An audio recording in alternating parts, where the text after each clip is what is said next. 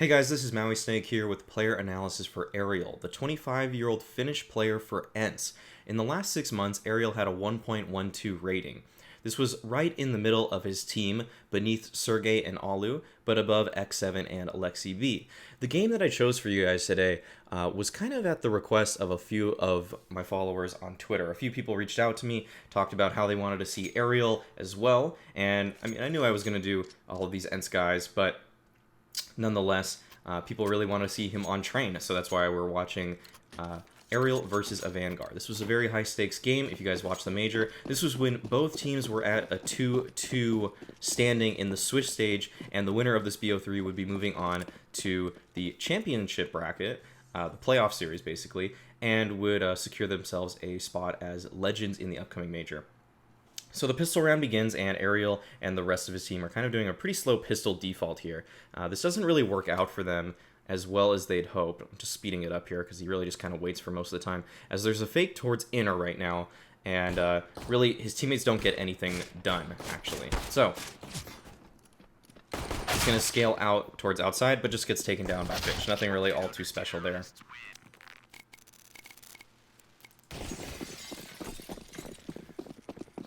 Second round, nothing too crazy as well. ENCE just try to force a lower plant towards B here. I'll speed it up. You can see what happens. They get smoked off. Notice, though, that they crouch as they round this corner, or the majority of them do. Ariel doesn't. He kind of gets lax about it, but the rest of them do, hoping that they don't get spammed through the wall there. The rest of them try to push forward, and with just a little damage onto Quicker from Ariel and some of his teammates, Alu's actually able to get the bomb plant down and get some more money for them into the upcoming round.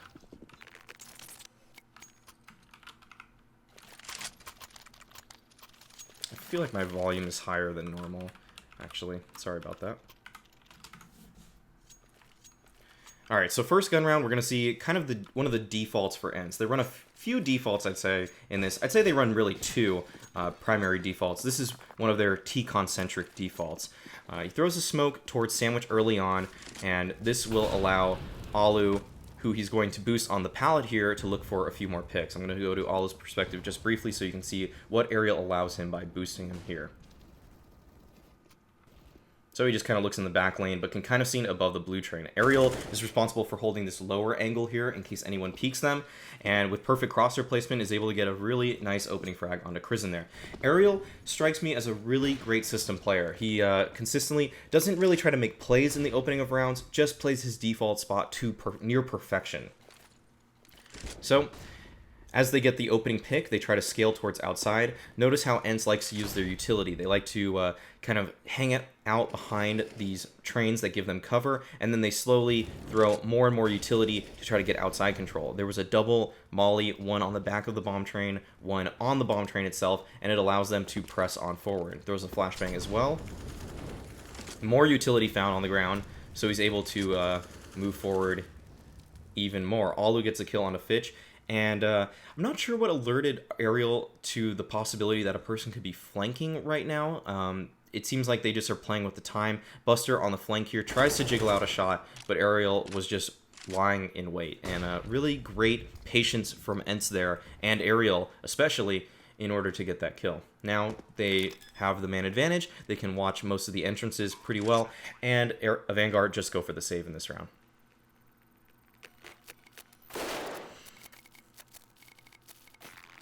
So, another default round. This is probably the second, well, this is the second default that ENCE like to use. It's a little bit more Ivy-centric. It's more of a 3-1-1. I think the previous round was more of a 1-3-1. The 3 being T-Con in the previous round, 3 being Ivy in this round. Pretty self-explanatory.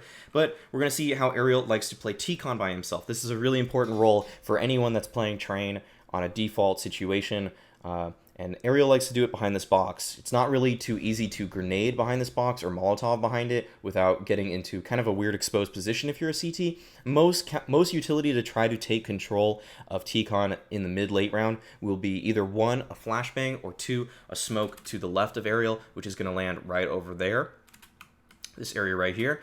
And then they usually will flash in or Molotov after that. It's kind of like a process of utility, and seemingly Ariel knows that they don't really care too much about the box there for utility. Maybe the anti-strat of Vanguard a little bit, but he pushes a little bit forward here. Occasionally plays anti-flash because he's going to be set up to go outside with his team now. So smoke towards T-Con comes out. His Molotov lands around E-Box there. Really great Molotov. And because he saw the smoke fitch through earlier, he's able to key in on that angle as he approaches outside. Now he's going to be responsible for coming out ladder, but might not have been able to see that. But notice when he comes out, he goes through the left side of that smoke. He doesn't want to expose himself on the right side. Too many angles to clear as he's running through his smoke. So he runs through the left side. Gives him a very easy, isolated duel with the sandwich player. I mean, it's kind of a 50-50 duel, all things considered. However, he's not going to have to take a lot of crazy fights if he had gone out the right side of that smoke.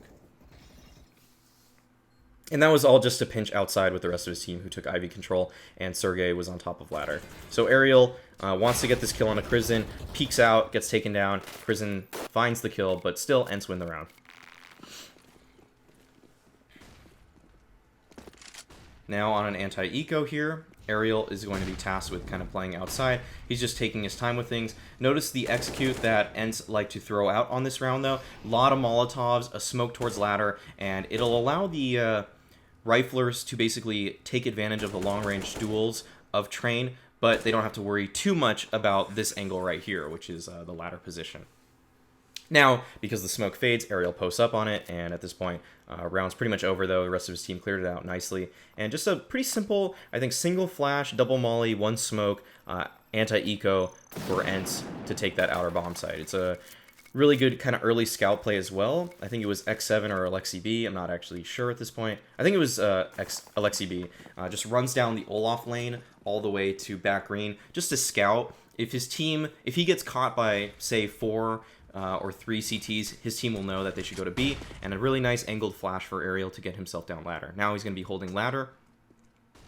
And this was going to be, I think, a faster play for the ENCE side, and they're still going to kind of commit to it, but that early pick against them does hurt their chances here, as they're now flashing and molotoving themselves through smokes. Still have a lot of ground here, but a gap in the smoke to the right here is going to allow Fitch a pretty easy kill on Ariel, who was just not aware of that. I'm pretty sure that was counter utility coming out from a Vanguard there to try to hold the push from the ENCE players, and it catches Ariel off guard. He thinks that's a flush smoke, and good counter utility to Vanguard's credit there.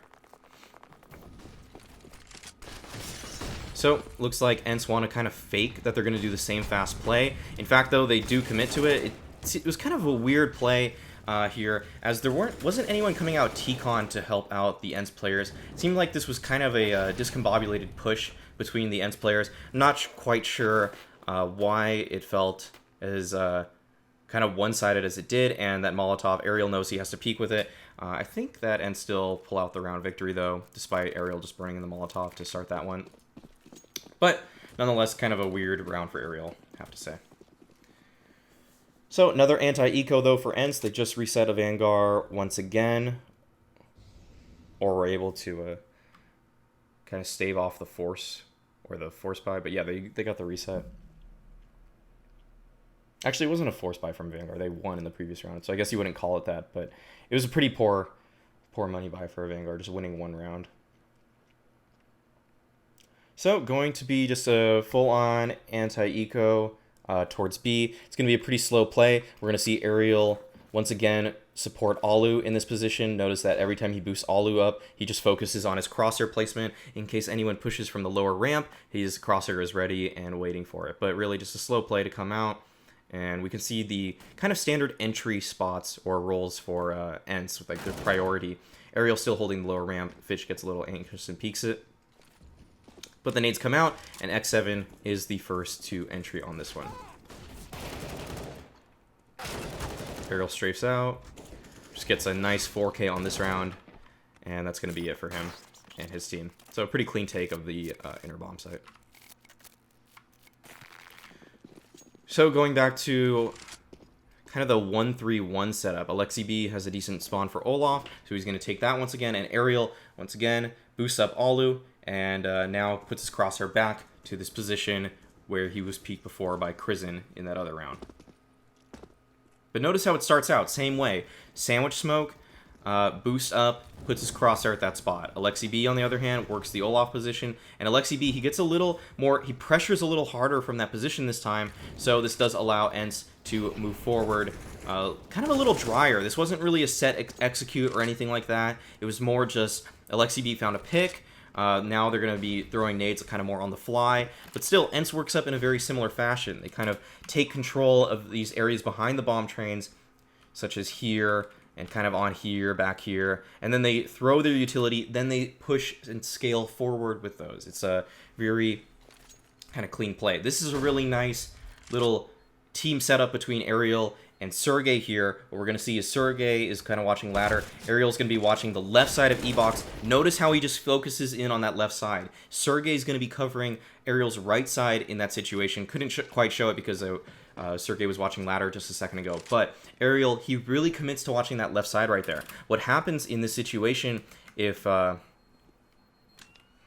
Aerial doesn't watch this left side is that while Sergey watches the right side from E-Box, if say they trade spots and they look at different angles, what can happen here is that if Sergey looked at the left side and Aerial looks at the right side, if the guy wide swings right here, he might be able to find a nice spray lineup. But instead, Sergey, he plays a tighter angle over here, just watches the right side for Aerial, while Aerial keys in on the left side, so that they don't allow themselves to be just sprayed down by a single, you know, nice spray coming out from that Vanguard player. Just little moments and micro coordinations between ENCE are what made them such a great team at this major. And a lot of people write them off. I was on Thorn's podcast recently, and a few of the guys on there kind of wrote off ENCE like they aren't going to make it deep into any tournament runs.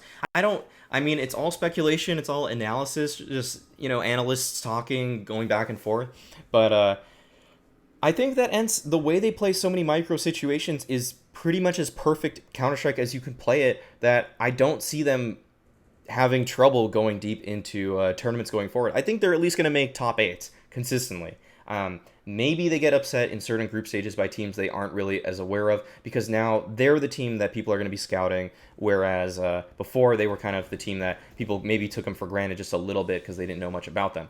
But this is another kind of an anti-saved op, I'd say. It's kind of a more specific scenario for ENCE, and they try to work Ivy. Aerial, you can see, was at the beginning just kind of working, just T-Con, making sure he doesn't die once again, just being a good system player as he is, and use that opportunity to talk about the analysis stuff. But yeah, if you guys are interested in hearing more of what I have to say, if you guys didn't know, I was on the latest episode of Counterpoints on Thorn's show. So Aerial throws a nice smoke towards outside earlier. This is pretty much a lurk smoke for anyone trying to go outside. Now, a Vanguard have to focus at least 2 players to watch this area. Fitch has to watch kind of the Olaf position, where Krizen has to watch the left side of that smoke. It allows for a nicer B play to come out, because you know that a Vanguard are going to be dedicating a few more members to watching that outside area.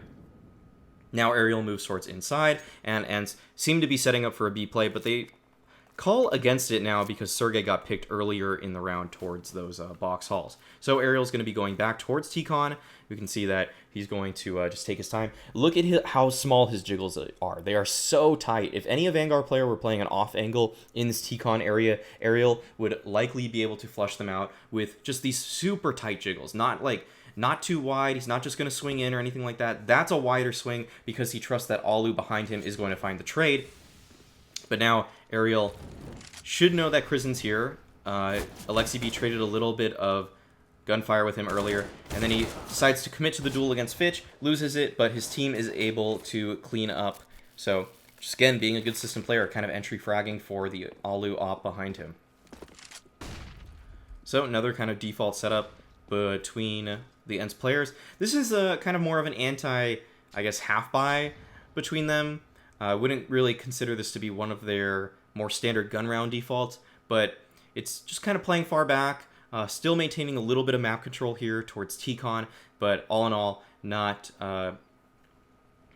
like really forcing the issue anywhere. Now Aerial gets a nice kill onto Fitch. He kind of has to watch a few angles there from that box position, but a nice flick to the right gets him the 3 or 4 shot body burst to help him and his team now scale out. So they get control of that. Again, before they press on forward, they like to use their utility to help them And really, there's no one here, but we can see that he likes to clear this left side angle first, make sure that no one can be in this old hell position. Bomb's going to go down, and Vanguard not really going to go for this one. And we can see a nice little interaction between X7 and Aerial. They know that a USP was towards CT. They kind of trade off on fighting him. It's kind of funny. It's like ENCE can find a little time to kind of hunt an eco, honestly, while playing in a major with the highest stakes possible. You can kind of see the calmness of the nerves of these guys. So early lurk smoke. I think he messed that one up, though. I don't think that's supposed to land the way it did there. But Aerial, you can see how shaky his crosshair is, and it actually kind of works against him in situations like that, where he straight up just misses a smoke grenade that he probably should be landing 10 out of 10 times. And again, throws that Molotov for E-Box. Krizen's going to press on forward. Aerial just going to jump across. Nice play from him, good movement. It's not like it was fancy movement, but it was the right movement. And sometimes good movement isn't about looking fancy or making the perfect jiggle, then wide swing or something like that. It's just knowing what kind of movement you should make at the right time. And Aerial there, wide swinging, jumping across with his knife out, that's the perfect movement for that situation. It gives him information, he takes 0 points of damage, and he gets across. I mean, it does everything he's supposed to. Not all good movement looks good, is what I'm saying, basically. So again, just kind of holding this T-comp position. They're in a 4v4 situation, and he's going to be going for a fake towards outside. You can see that the rest of his team is grouping up towards that inner bomb site. So Fitch is here to duel him. Doesn't really expect the wide swing to come out, and Aerial loses that, and ENCE lose the round. If Aerial found that kill, perhaps, ENCE would have probably had a better chance of winning that round. Actually, would have been a significantly greater chance, because likely a player from inner would have rotated towards outer. But because Fitch is able to sniff it out, get that single kill, and lose the round there. So that was kind of a... I wouldn't say it was a mistake, but it was one of the times Aerial actually cost his team a round by not finding a frag. Not the easiest role, not the easiest situation, and you should hope that your inner players can find something, but Aerial just entering there with an ENCE flash exec gets taken down. So we can see that there's really no smokes from ENCE so far. This was a different play from ENCE. They, instead of going for kind of the standard B exec where you, I don't know, smoke anything around sidewalk or Z, and then maybe another lane, such as over here, and throw a couple Molotovs and flashbangs, ENCE, they just do a pretty much single, like 2 flashbangs, and then they bust out. And it doesn't work out for them, but it's a nice attempt. And if Quicker weren't playing this position he had been, might have worked out for them. But we're going to see another kind of default here between the ENCE players. In fact, actually, I think they have 3 defaults. I think I might have said earlier that they had 2, but this is kind of their 1-2-2 default. And Aerial, that's going to be it for him in the first half. As ENCE, I think, get that final round, yeah. So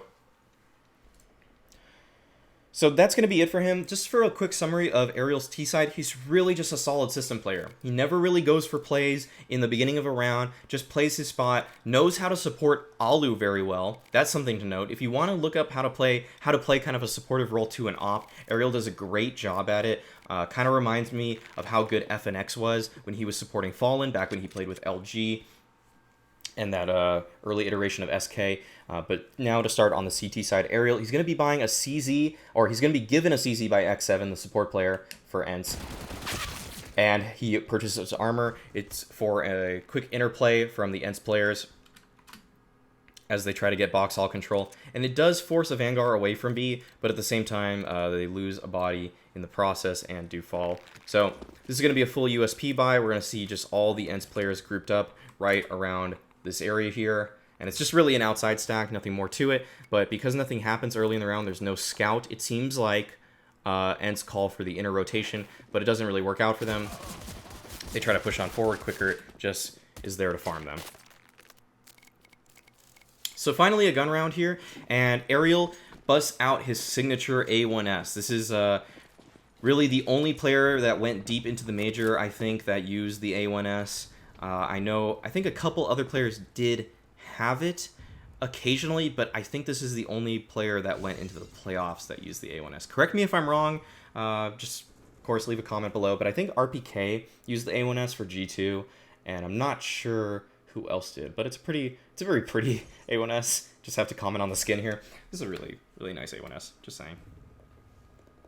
It's kind of like a Brightwater, but just straight up better. The Nightmare is pretty sweet. So he's going to be playing the sandwich position here, though. Notice how he likes to play it. He's basically going for timing peaks here. He doesn't really just hold an angle with the A1S. He peaks like once every few seconds. Now he catches Fitch off guard because of that. And really, that's a beautiful and perfect way to play the sandwich position. If you have an op, you can hold angles a little bit better. But when you have a rifle, especially like an A1S, it definitely behooves you to just kind of work with timing peaks. And really, that's kind of some of the Counter-Strike we've lost because of this AUG meta. Because so many players like to use the AUG, they just like to hold angles, they just wait for people. But players like Aerial still can have great CT sides because they don't really give the Ts a steady diet of anything. Timing peaks are still a very valuable tool in the just kit of a CT player, and Aerial does a great job at that right there. Just gets that nice pick onto Fitch, and it thins the Vanguard offense. But now, since he has an AK, he feels a little bit more confident to hold this angle. Notice how he likes to just, hold this. But with the A1S, I could strongly assume that he probably would be going for timing peaks here. Maybe he likes this angle a little bit more. But nice Molotov on a quicker allows him to get this ladder control. He's able to get a single kill. Good timing play from a Vanguard. I'd have to give them credit there for that one. But still, a nice recovery from Aerial. Something I noted about Aerial is that it feels like he comes alive a lot more as an aimer on the CT side. Like, I feel like he just has this confidence about him, and he just hits shots that he otherwise kind of wouldn't on the T side. So now, anti-eco round for ENCE. Aerial's going to be playing just kind of this back bomb train. Good spot to fight. And notice he likes to get a little bit elevated on this kind of camera position ramp. This is a great way to make sure you don't just get pre-aimed by a deagle or something like that. Makes them actually have to make a small crosshair adjustment if they want to fight him here. It may feel exposed, but at the same time, it's actually just a great spot because, deagles aren't going to be pressuring you as much. So Aerial playing a weird game with Alexi B there, doesn't hold his T-con for that brief instant and actually allows Alexi to die. He probably should have been watching for his right side there, but that's kind of one of the things that makes this train difficult, calling who's watching what lane and when. But a nice two-man game again from him and X7. X7's going to be responsible for Ivy there.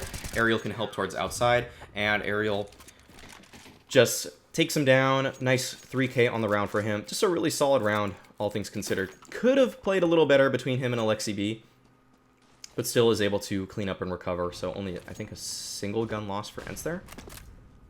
Or maybe it was two, but now, again, he's going to be playing the sandwich position, and this is where Aerial differs than his T side. On the CT side, he likes to play more of the point man position and take control with kind of just individual plays, and he does 199 damage there, gets the kill on the Fitch, gets the Jame down to a single point of HP, so a really good round from Aerial there, as he just likes to push Olaf. Just kind of a nice mix-up. ENCE have built up a nice economy. They can afford to take certain losses in their players, and a really nice little angled flashbang. We can see that to take ladder control now from the T side and the CT side. He has two really just cheeky little angled flashbangs that kind of mechanically difficult actually, but work out really well. They're both nicer than just throwing a little right click flash or something like that. It lets you move on the fly a lot faster and allows him to get this control. And something also I noted about Aerial is that he kind of has old man crosshair placement. He puts his crosshair at the dead bottom of that ladder, assuming that maybe a head stack's going to come out or something, so that he can kill that bottom totem pole player and then just kill the guy by just spraying straight up.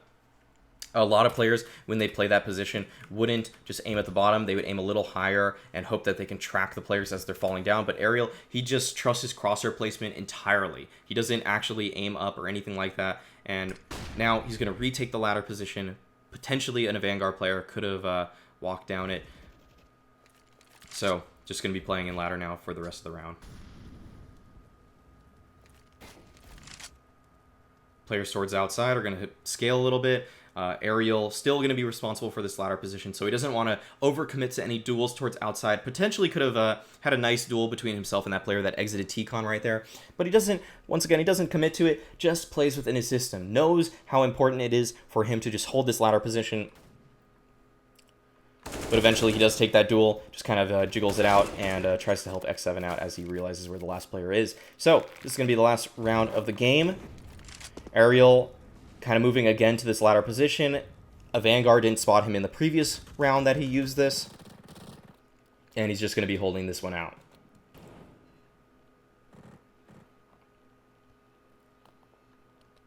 Just going to be posted up, going to go for a little bit of a peek there towards T-Con, and the molly in. Might push someone back, and kind of, I think, a miscommunication with the flashbang there. I think ENCE realized they messed that flashbang up. Now they're going to throw a second one to help clear out this position. So once again, Ariel being the point man on a CT round, getting this control of T-Con for his team, throwing a nice smoke to make sure that if a Vanguard do want to retake this area, it's going to take them, it's going to be down to the last 30 seconds of the round. And that's really not always the most comfortable situation to be in.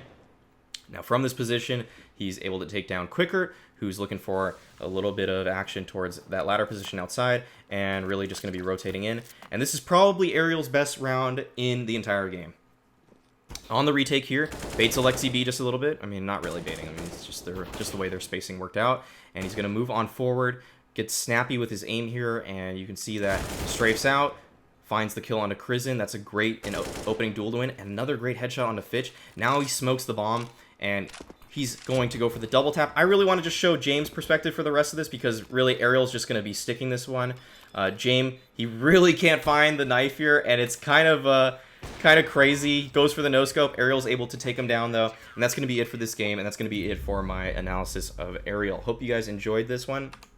I'm going to pause it out, show you that Ariel's flashes were actually so good this game. 15 enemies flashed. That was frequently when he was kind of at the back of those those trains towards outside or wherever he went, just kind of throwing deeper flashes constantly to make sure that they can take map control easily. Just those flashes will help push defenders back, allow his terrorists to scale forward. And on CT side, I'm pretty sure I don't think he threw too many good flashbangs, but nonetheless, still a really good game from Ariel, and you can see that he just has really solid systematic play. On T side, really good system player. CT side, really good point man. Kind of changing their role up a little bit. Usually you kind of let your star player be the point man, and you kind of let your star player also be aggressive in defaults on T side, but ENCE, they kind of trade those roles up just a little bit, and it's really nice to see how they work those systems out, and really that's going to be it though. So if you guys have any comments, be sure to write below. Love hearing you guys' feedback, and I really appreciate all the support everyone's been giving me in the last few months, and really for my entire time doing these videos. So big shouts out to everybody for that, and don't forget to subscribe, of course, as well. And as always, being toxic is a choice.